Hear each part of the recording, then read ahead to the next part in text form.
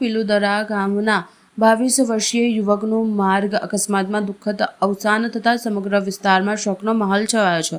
પ્રાપ્ત માહિતી અનુસાર ચિરાગભાઈ મફતભાઈ મકવાણા કાવી તરફથી પોતાના ઘરે પરત ફરી રહ્યા હતા, ત્યારે સારોદ સિલેટિયા ચોકડી નજીક તેમની બાઇક અચાનક સ્લીપ થઈ જતા તેઓ ગંભીર રીતે ઇજાગ્રસ્ત બન્યા હતા. અકસ્માત બાદ સ્થાનિક લોકોની મદદથી 108 એમ્બ્યુલન્સ બોલાવવામાં આવી અને તેમને તાત્કાલિક ખારસ સ્થિતિએ હોસ્પિટલમાં સારવાર ખાતે ખસેડવામાં આવ્યા હતા. જોકે સારવાર દરમિયાન તબીબોએ તેમને મૃત જાહેર કર્યા હતા. ઘટનાની જાણ થતાં જ વચેડ પોલીસ તાત્કાલિક સ્થળ પર પહોંચી હતી. મૃતદેહનો કબજો કરી પોસ્ટમોર્ટમ માટે મોકલવામાં આવ્યો હતો.